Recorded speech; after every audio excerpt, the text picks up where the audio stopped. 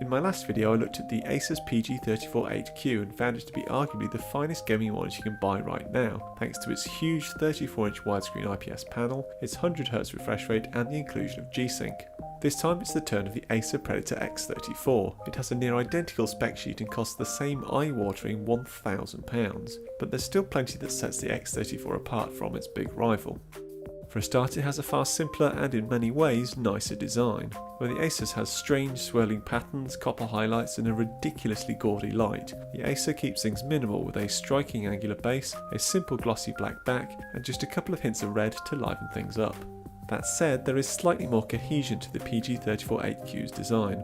In contrast, the X34 is a bit of a mishmash. The stand has these beautiful solid metal legs, but then has these brushed metal discs that make up the rotation mechanism and a rather lacklustre matte plastic section in the middle that doesn't tie in with the otherwise glossy plastic used on the back. So it's not quite a slam dunk for the Acer when it comes to design, but it maybe just has the edge. Where it definitely pulls ahead though is when it comes to its lighting options. 9 LEDs shine down from the edge of the screen onto the desk below, and they can be set to one of 4 colours, one of 6 brightness levels, and the light can be set to pulse or flash. The lights on both models are likely to prove unnecessary distractions for most users, but the X34's approach at least has the potential to serve something of a practical purpose, as it can be used to subtly light up your keyboard, mouse and general desk area. Moving on to more practical considerations, the X34's stand offers height, rotation and tilt adjustment, plus it has a cable loop at the bottom and a carry handle at the top, the latter being something the PG348Q doesn't have.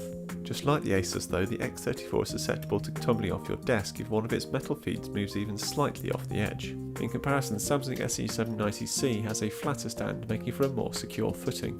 At least the Acer arrives fully assembled, so that's one less thing to worry about when handling this gargantuan £1,000 bit of kit. There is still a VESA mount too if you do want to use another stand. Video connectivity is just as limited as on the Asus though, thanks to the limitations of the G-Sync processor.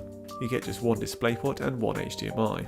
You do at least get a 4-port USB 3 hub though, and the connections are fairly easy to reach, unlike the slightly awkward hidden away arrangement on the Asus.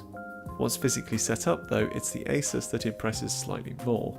Its menu system is so quick and easy to use thanks to its joystick control. Meanwhile, the X34's on-screen display uses a line of buttons on the underside of the bottom bezel. The OSD lines up nicely with the buttons, but the overall layout and hidden nature of them means it's a far slower, less intuitive process to navigate. Plus, every now and then you hit the wrong button and turn the whole display off. What's more, the PG348Q arrives with less need to jump into the OSD in the first place, as its image quality is excellent right out of the box. The X34 though requires a bit of tweaking, as the colour temperature is some way off ideal. All that's required to put things right is to switch to the user colour mode and drop the blue channel by 3 or 4 points, but nonetheless the difference is there. Otherwise though, the X34 offers exceptionally good image quality, from its impressive contrast ratio of over 1000 to 1 to its ability to pick out fine gradations of colour with a delta E of just 0.59. It's about as good as you can get from an IPS monitor without getting a photography grade panel. As ever, there is IPS glow if you move off axis, and there is a smidge of backlight bleed in the corners, but neither are any more noticeable than on any other IPS display. Fire up some movies and you of course get the full advantage of that 21:9 aspect ratio screen, and the slight wraparound curve that fills in your peripheral vision. The curve certainly isn't necessary, but it is nice to have. Then of course there's the 100Hz refresh rate and G-Sync to think about. Like with the PG348Q, the 100Hz option has to be enabled manually, but once done so it doesn't reduce image quality or greatly increase power consumption, so it's a no-brainer to keep it on all the time. And of course when gaming it looks fantastic. It inevitably can't compete with the fastest 144Hz TN panels for sheer instantaneous feel, but it's a noticeable and welcome step up from 60Hz.